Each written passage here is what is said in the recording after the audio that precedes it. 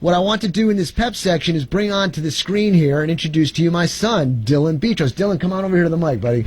Say hi to everybody. Say hi in French. My son is going to Southwestern University, and he's learning languages, and what is it? French is the major one, right? It is, yeah. Tell me something in French. Okay. Bonjour, toutes les personnes. Je suis très content d'être ici. And what did you just say? I said, hello, everyone. It's nice to be here. Well, great. I'm sure everybody's saying hello to you back.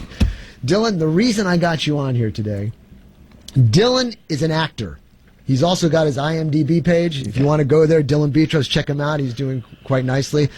Maybe he'll even send you a signed autographed photo. I don't know. But the reason I've got him on here today is because Dylan is my acting crackhead when it comes to our training seminars. Okay, he's not a crackhead, everybody. He acts as though he's a crackhead. And what it is, when we do our room-to-room search in our shoot house, the scenario is basically that the parent or parents are asleep in the master bedroom and somebody breaks in, which happens to be my son crackhead here, acting as like a crackhead trying to steal a TV so he can buy more drugs. And so the people of the household wake up, they hear it, and they're going to room search because they got children on the other side of the house, and they got to protect their children.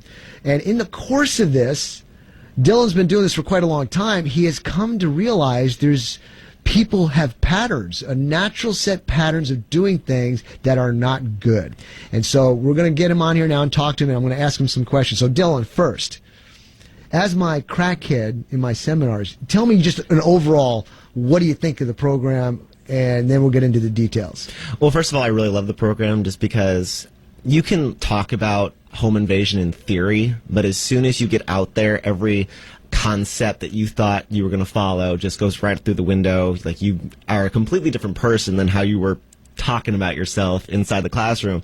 Like, I've had people that were super confident, and then they get into the seminar, and they're just a mess. They're heavy breathing, they're stomping, they're like, it's all self-confidence just flies out the window when their adrenaline is pumping. So. Yeah, he makes a comment there, and I teach this all the time, and that is, you're shooting at a piece of paper. The worst thing that can happen to you is get a paper cut. But when you're put under stress, that adrenaline's pumping through your system, are you going to be able to manipulate your 10 fingers? Because they end up having to turn into like 3 fingers. And so trying to manipulate a gun with 3 fingers as compared to 10 fingers makes it a little bit difficult. So Dylan, you've done this a bunch of times. I've taught tons of students, and you're absolutely right. We see the same scenario in the classroom. They've got it. They're a little nervous, but they think they got it. But once they get into the shoot house, and ladies and gentlemen, let me tell you something. We're using airsoft guns, replicas of real guns that shoot plastic BBs at a high enough velocity where it's not going to penetrate you, but it's going to oh, that's smarts. So when you're turning the corner, you're going to think twice before you do because you don't want to get stung by this thing. But Dylan, what have you learned? You wrote a list here for me. I'm going to take it one by one. But as you're going through the house and the adrenaline's pumping, there's things that everybody seems to be doing that gives himself away. Why don't you tell us about that? Okay, so the first one is definitely shadows. I like to say I'm hiding in one of the back rooms and someone's trying to cut a corner. Well, the simulation house that we use has a bunch of windows, so light's constantly coming through the windows and it's illuminating the area. And let's say a person's trying to cut a corner, and then there's this hulking shadow that's preceding them. And so I have 3 choices. I can either leave, wait for them to turn around, and spray them with bullets, or I could just shoot them straight through the wall. Right. And so it really gives them away. A lot of people are not conscious of the way, like, what's on the ground or what else they're doing. The involuntary things that they're doing that gives them away. Shadows is a big one. It really is. Now, if you're thinking it's nighttime out and there's no shadows, that's not true. You got maybe the coffee brewer's on, and you got that little green LED light, or you got some other type of LED lights, or you got the hallway light that's down there in the socket that's illuminating your walkway. There's shadows that can be cast, so you got to watch for those too. Okay. What about, you got down here, heavy breathing? Tell us about the heavy breathing. Oh my gosh. So, this one, I'll give a specific scenario. This one lady was doing extremely, extremely well. Like, she was tiptoeing really quietly. I couldn't hear her. And then all of a sudden, I hear this. Well, okay, there she is. So she was coming down the hallway, so I just maneuvered around. And while she was hyperventilating, I just came out and popped her. So it really gives you away. Just your breathing. People aren't conscious of the fact that. Well, let's talk about that. When you're going through it, I know when I'm going through it, I've got to watch my breathing because I know that can be a giveaway. And when you do that, when you're controlling your breathing in a hyper situation, your body's craving more oxygen. And so you're trying to stall the oxygen because you don't want the gasping to take effect. And all of a sudden it gets to the point where I got to breathe, man. I got to breathe. And then that moment is when you get snagged. So you've got to learn to control your breathing and be as calm as you can. Very good. Your next one on the list here is stomping. Some people, it seems like when they come into the shootout house, it's like they have lead shoes. They will just slam their feet down on the ground, and it literally is like sonar. I know exactly where you are the entire time, and it makes it really easy for me. So if you want the crackhead in your house to have a really easy time, take all your stuff and shoot you, stomp your feet.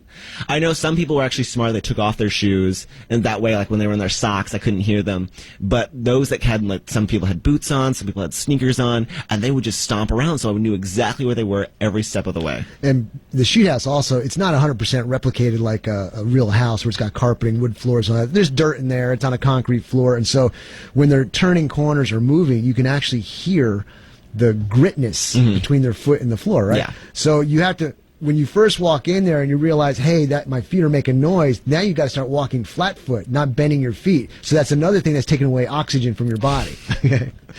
It's great, though, because you don't want to get shot. Rubbing their pants legs together. This is honestly essentially like the stomping. Like, let's say, you know how when you wear jeans and your legs are really close together and that makes that sound when the material runs together. Yeah. A lot of people aren't conscious of that because, like, let's say you're going hunting, and like one of the big things to keep in mind when you're hunting is to keep your legs further apart. That way your pants legs aren't rubbing together and not making a lot of noise. That's kind of how it is in the shootout house. I hear a lot of people that I'll just hear this jean friction sound, and I know exactly where they are. It's just like the stomping. It's like sonar. Dylan has become like a ninja. I mean, he's just very quick, light on his feet, and because he knows these patterns, he just takes people out real fast, which is a great thing because we're always trying to find your weak spot and enhance the areas that you're weak at. Okay, this one's very important, as they all are, but I say that because I actually teach this in the class, and that is how to turn corners. There's proper ways to turn a corner in a house if you think that there's somebody in there so you don't get compromised. So tell us about poorly cutting corners. One of the things you're supposed to do when you're cutting corners is to keep as close enough to the wall, if I'm not mistaken.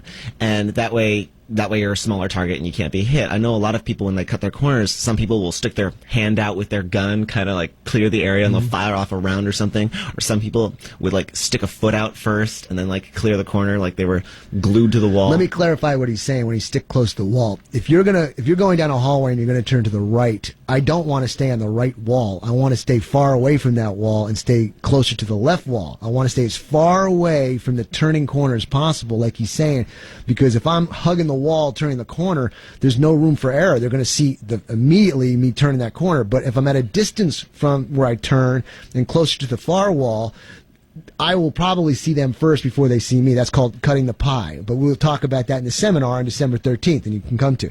So, Dylan, if they're turning the corner and they got their hat on and they're real close to that wall, that you can see the brim of their hat or their foot or the barrel, and if somebody like the bad guy like you, if you wanted to, and we don't allow this, but you could if you wanted to, as the gun barrel's coming out, you grab the barrel and take the gun away from somebody, right? I could, yeah. Okay. Opening, closing doors loudly. I mean, that's just an obvious one. I don't understand that. Yeah, well, like, there's not that many doors in the shootout house, but they find a way to just slam them every single time. Like, some people, when they will enter the house, instead of, like, opening the door, they'll kick it open. I guess theatrics. I guess they just want to have fun. They see it on TV, too. I mean, you do you, but I just know that I know exactly where you are. And I know when you're entering, I know when you're leaving, and, like, some doors creak really loudly. So if you're not careful with what you're opening and what you're doing, I'll know which entry point you're at, and I can find you. That's right. This one here bothers me.